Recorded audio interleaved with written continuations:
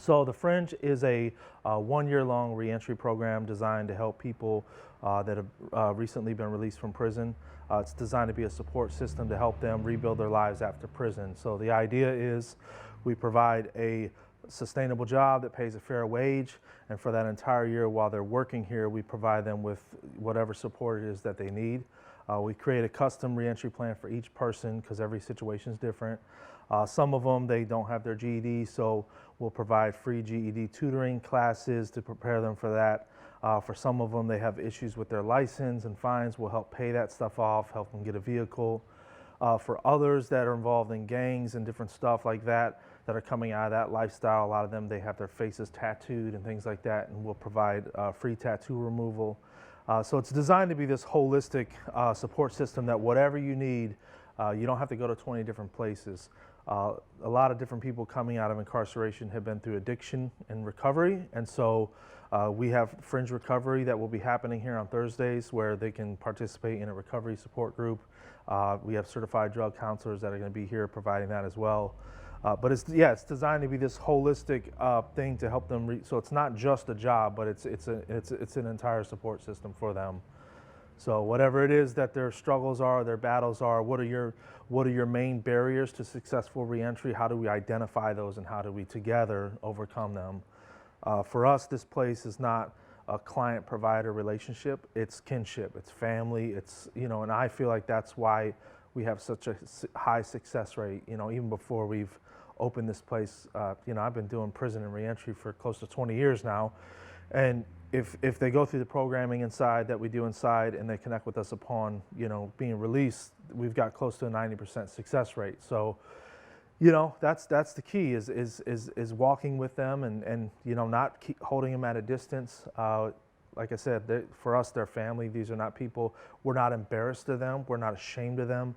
If you come to the shop, you walk through the shop, you see photos on the walls of people that are currently incarcerated that are in our music therapy program. So when they come here and they work here, this place is designed to restore their dignity, their sense of self-worth, and to restore their hope that, hey man, like another world's possible. You don't have to buy into this reality that your life has to be endless incarceration, endless addiction, endless dysfunction, that there is another world possible, and you can step into that world, with the right support. Anybody who knows us knows Sarah and I, we've gone through it. We have both been incarcerated.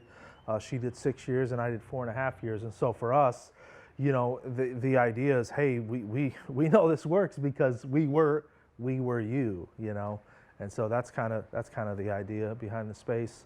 But we also want this to be a space for Hamilton. And so as we were looking at design, the murals that we were going to do, the vibe that we were going to create when people walk in here, as far as the public, we wanted people from every corner of Hamilton to be able to come in here and to immediately, when they walk in, see something that they identify with, something that they can relate to, whether they're Black, Hispanic, white, rich, poor, no matter how they vote, you know what I mean? Like whatever generation they're from or what music that they listen to, that they see something that they identify with. And we think that, especially in the world we're living in right now, like there needs to be more places where people who are different can come together and break bread and have a good coffee and get to know each other. And so there's that element of it, all the artwork. It's meant to be provocative. It's meant to stir up meaningful conversation and dialogue about things that matter.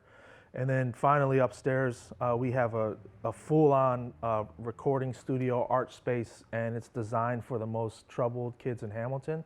And so the idea is we want to create a prevention plan for kids in the community that are getting arrested, the ones that are getting suspended from school, the ones that are going to the detention center. They're going to have free access to that recording studio. They can learn how to produce music, play the guitar. They can learn how to do professional photography, video editing, all free of charge. And the idea is, if we can get them off the streets and get them involved in something positive, and they can learn to tell their story through art, music, photography, painting, that does something to you. And I think once they learn to tell their story and work through some of their struggles through art, whether they're going to be a rock star or a famous rapper, it's not the point. The point is they're learning how to process childhood trauma, pain, struggle, and they've done studies. University of Michigan has done studies. Multiple different places have done studies that art-based programs drastically reduce the rates at which people go to prison. And so, yeah, we want this place to be for the worst kids in Hamilton as well. Like, you know, the kids who were like me, you know what I mean, that are getting in trouble and can't, you know, they don't have a positive role model. Their dad's not in their life, or their mom's on drugs and they don't have any sense of guidance. We want to step in and we want to be that to them, because we believe that even those kids, man, if we could reach them before they end up in the system, we've done a beautiful thing. And so, yeah, that's the... What do you think is going to be the reaction when someone who hasn't been there before walks into this place? What's their immediate reaction as they come through the front door? Complete shock and awe. And I believe that, man. You know, I've stared at this place now for almost 2 years. And I think shock and awe. And I'll say this, and I would say this in honest truth, whether it was Sarah and I doing this or not. Like, this is some of the most epic street art. Like, there's no place like this in Ohio that I know of.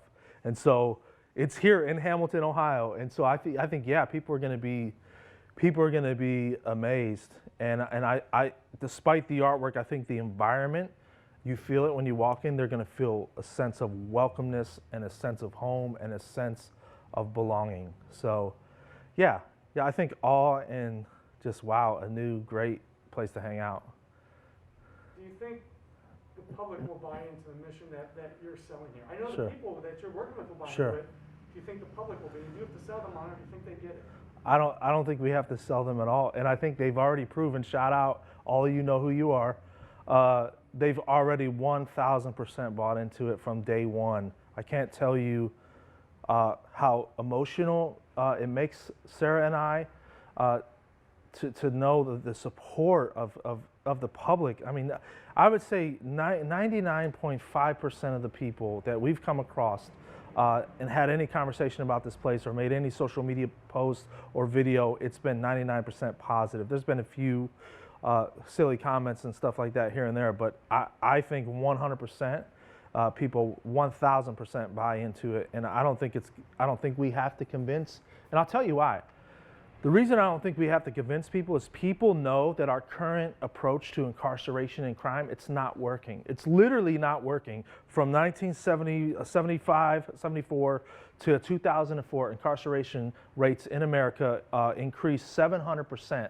So basically what that's saying is there's a 700% failure rate of our current approach to incarceration. That's no indictment on anybody working in the system. There's some wonderful people, chaplains, different COs and wardens that we work with that we love.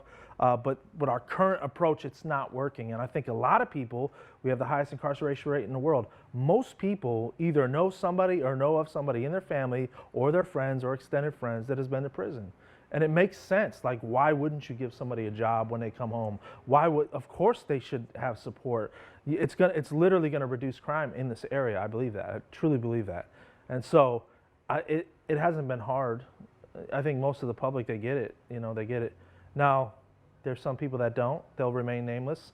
But, you know, I think at the same time, people only know what they know. And once they walk in here and they see it work, proof's in the pudding, right?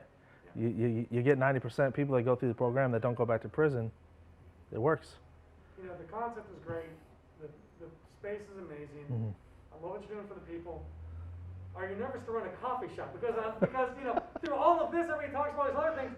You still got to run a coffee shop. Absolutely, absolutely. We're horrified. We're absolutely horrified. No, I would say we were at the beginning, but our roaster, shout out to Yield Coffee Roasters. They're amazing. These guys are masters of their craft. And we really, Sarah and I had the conversation early on, if we're gonna do this, let's do it well. Like, let's not just throw stuff together and have some poor quality. Like, what if we did all this art and have this amazing, environment and furniture, and the food is awful, the coffee's awful? We've defeated our purpose. So back to our roaster, they've helped provide the training and make sure that, hey, when somebody comes in here and they get a latte or they get a drip or they get an Americano, or somebody orders something to eat, that it's very good, it's consistent, it's high quality. And is there going to be a learning curve there? 100%. Have some grace with us. But that's our goal. Our goal is to do it well and to do it great. And I think the reason, even more than profit, to do it great is I think it helps change society's view of the people working here. If somebody comes in here and has never, known somebody that's been to prison, and they get the best customer service they've ever had in a coffee shop, they get the best latte they've ever had, and they're treated with respect, and they're treated kindly, and they feel welcome and they feel at home. That does leaps and bounds for changing stigmas and stereotypes for the people working here. So I feel like very much the quality is attached to restoring their dignity, and so we have to do it well. Now, is it going to be perfect first day? Doubt it. We're going to do our best, but as we go along, I do believe I believe the quality of the coffee is already the best that we found, and as long as we make it right, we don't have much to worry about. But there's going to be a learning curve, and it's going to take some time to find our groove, and it's part of a business, How excited are you for that first day to finally be open? Gosh, I'll be honest, I'm so tired that it's hard to even feel that. I think the closer we get, I'm looking at the door right now, we've got a countdown on the door, and it says 2 days. I think once we get to that, tomorrow, end of the day, it's going to start to get real, and we're going to feel that. But we're thrilled out of our mind. This is a dream we've had, a calling, a purpose we've had for a long time, and it's been a hard road. And to feel like, hey man, we finally got here, it's a relief. It's a relief, and I have no doubt, and I'll say this on the record, mark my words, people. This place, it's going to change the course of history in this city. It's going to do some things in this city that are going to be remembered forever. I believe that, and I believe that lives are going to change, families are going to be put back together, generational cycles are going to be broken. People that were addicted are going to find their way out and never go back to that stuff. And so we got to make a profit to stay open. But I think as long as we keep the first thing, we'll be just fine.